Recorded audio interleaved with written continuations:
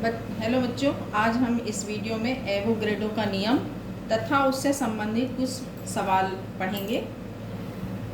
एवोग्रेडो के नियम के अनुसार एनटीपी मतलब नॉर्मल टेम्परेचर और प्रेशर पर सामान्य तापदाब पर सभी गैसों के समान आयतन में अणुओं की संख्या समान होती है।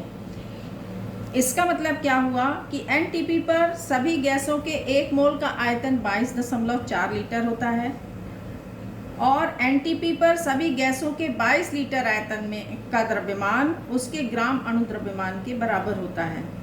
सभी पदार्थों के 1 मोल के द्रव्यमान को मोलर द्रव्यमान कहते हैं।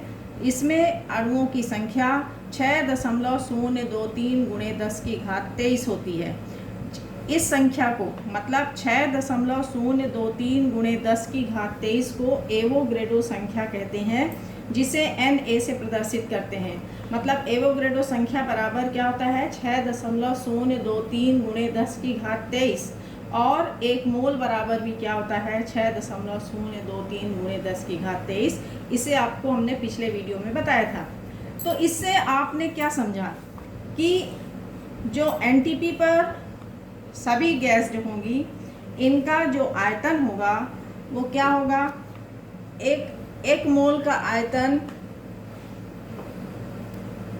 1 मोल का आयतन कितना होगा सभी गैसों का 22.4 लीटर।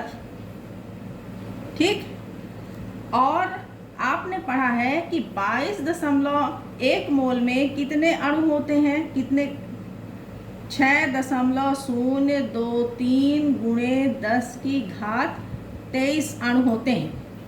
मतलब 1 मोल अणु बोलते हैं तो 6.023 × 10⁻23 अणु होंगे। यदि 1 मोल परमाणु बोलेंगे तो इतने परमाणु होंगे। ये आपको मोल कॉन्सेप्ट में बताया था।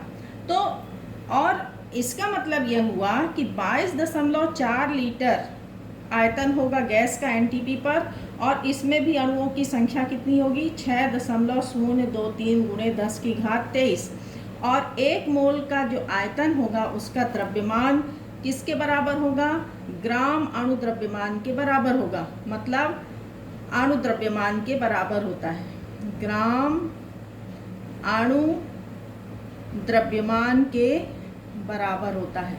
ठीक, और यदि हम 1 मोल परमाणु लेते हैं तो इसके बराबर होगा 6.023 × 10⁻23 परमाणु और उसका द्रव्यमान जो होगा वो ग्राम परमाणु द्रव्यमान के बराबर होगा। और 1 मोल के द्रव्यमान को हम मोलर द्रव्यमान भी कहते हैं।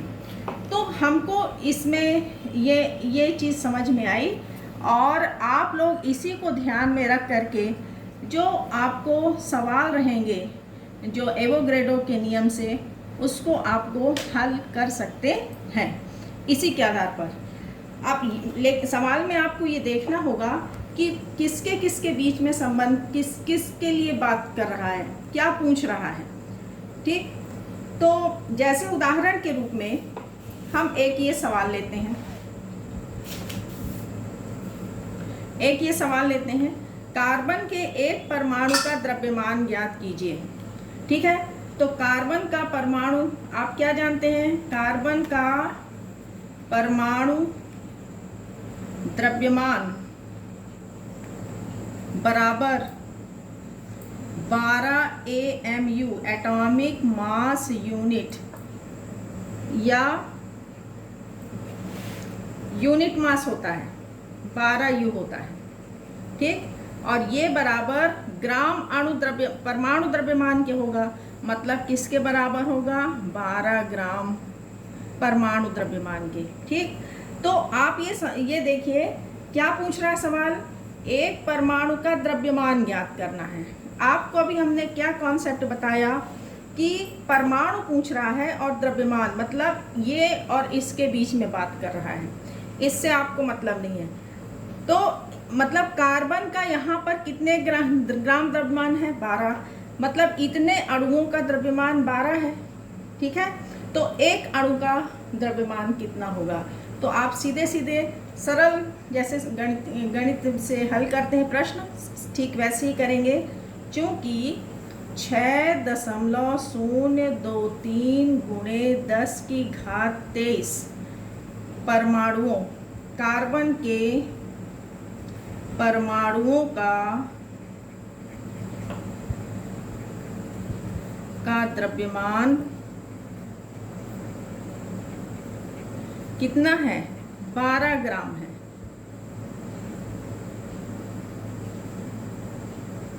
इसलिए सवाल में एक परमाणु का पूछ रहा है, इसलिए कार्बन के एक परमाणु का द्रव्यमान बराबर क्या हो जाएगा?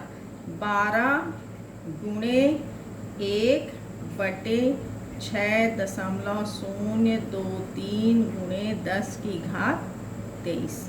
ठीक, तो इसको जब आप हल करोगे तो आएगा 1.99 गुणे 10 की घात, अब ये नीचे है तो ऊपर जाएगा तो माइनस में हो जाएगा -23, 10⁻⁻23। इतने क्या हो जाएंगे? ये ग्राम। ये हो गया इसका द्रव्यमान, ग्राम परमाणु द्रव्यमान। ठीक है, सिंपल। एक जैसे और सवाल देखते हैं आपको। इसमें देखिए, एनटीपी पर 11.2 लीटर नाइट्रोजन में उपस्थित अणुओं की संख्या ज्ञात कीजिए। अब देखिए इसमें क्या दिया हुआ है, ये आपको बताए हैं। 1 मोल बराबर 12.4। अब इसमें किसके लिए पूछा? लीटर पूछ रहा है और अणुओं की संख्या, मतलब लीटर और अणुओं की संख्या देखना है। तो आपको क्या पता है कि 22.4 लीटर में, सभी गैस के 22.4 लीटर में अणुओं की संख्या कितनी होती है? 6.023 गुणे 10 की घात 23। इसलिए सवाल में कितना पूछा है? 11.2 में। सिंपल वैसे ही निकाल लेना है। तो क्या लिखोगे? क्योंकि ये पहली लाइन आप इससे जानोगे, 22.4 लीटर नाइट्रोजन में कब एनटीपी पर, ये आपको बताया गया है एवोगैड्रो में कि एनटीपी पर सभी गैस का आयतन निश्चित होता है, 22.4 होता है, और उसमें अणुओं की संख्या निश्चित होती है, मतलब 6.023 गुणे 10 की घात 23 होती है। तो आप जानते हो 22.4 लीटर नाइट्रोजन में एनटीपी पर अणुओं की संख्या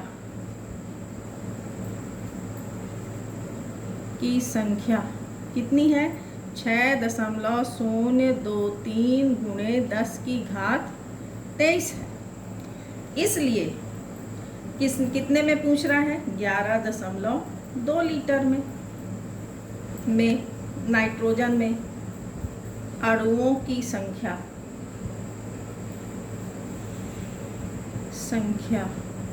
बराबर क्या हो जाएगा? 6.023 गुणे 10 की घात 23 गुणे 11.2 बटे 22.4।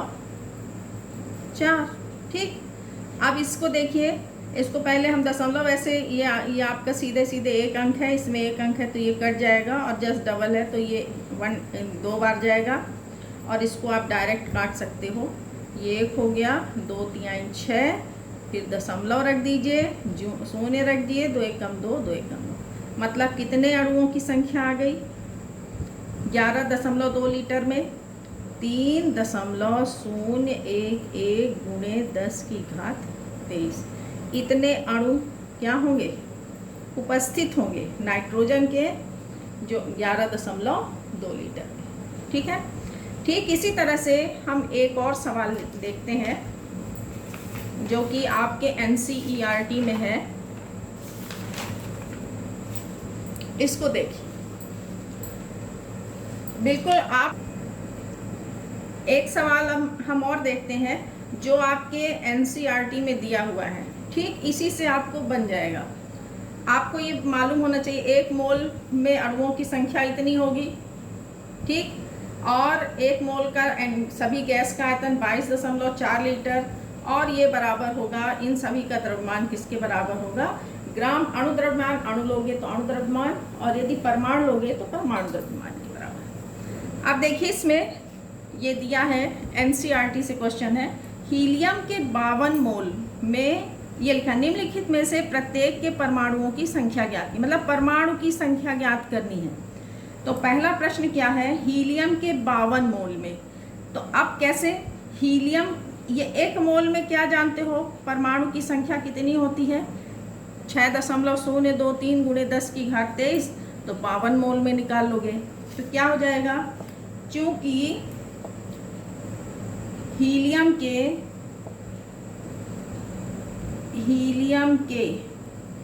1 मोल में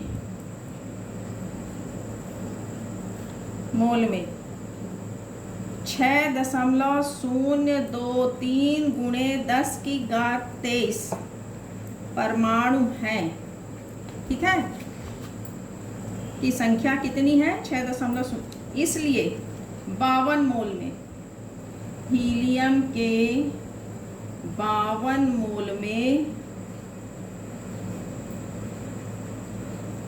परमाणुओं की संख्या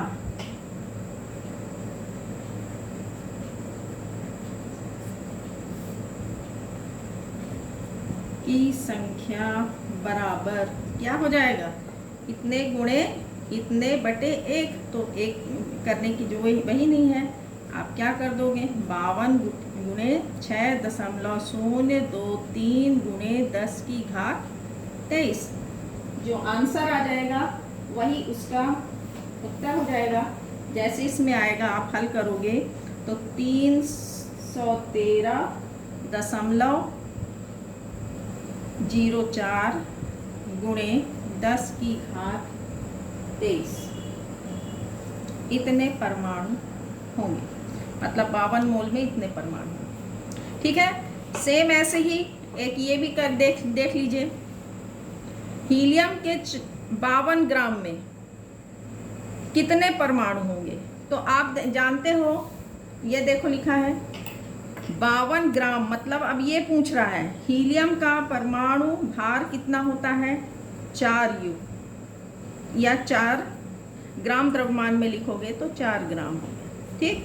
तो 4 ग्राम में कितने होंगे, 6.023 गुणे 10 की घात 23, तो 52 ग्राम में कितने होंगे, सिंपल लगाना है, तो लिखो, चूंकि 4 ग्राम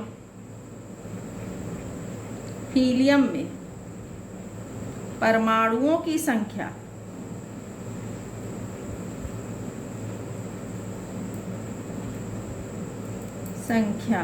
बराबर कितनी है, 6.023 गुणे 10 की घात 23 है,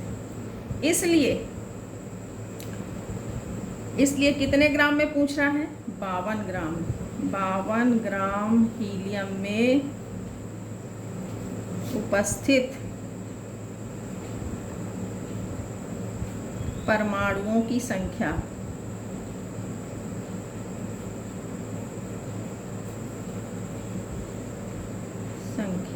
बराबर कितना हो जाएगा, इतने गुणे इतने बटे इतना, मतलब 6.023 गुणे 10 की घात 23 गुणे 52 बटे कितना, 4। अब जितना आएगा वो इसका आंसर हो जाएगा। तो इसमें आप जैसे हल करेंगे तो आपका आंसर आएगा 78.299 इंटू 10⁻23 ये परमाणु आएंगे, इतने परमाणु। अगर आप इसको पॉइंट को इधर करोगे तो यहाँ पे एक क्या हो जाएगा, बढ़ जाएगा, ये आपने नोट उसमें पढ़ा होगा 10 की घात संकेतन में। 7.8 इसको राउंड ऑफ कर लोगे, 83 इंटू 10⁻24 परमाणु, याद रखिए। इसी तरह से आप इसको भी हल कर सकते हैं कि हीलियम के 52 यूनिट मास परमाणु द्रव्यमान का इकाई है, तो यूनिट मास में परमाणुओं की संख्या क्या होगी, तो आप इसको कैसे लगाएंगे? चूंकि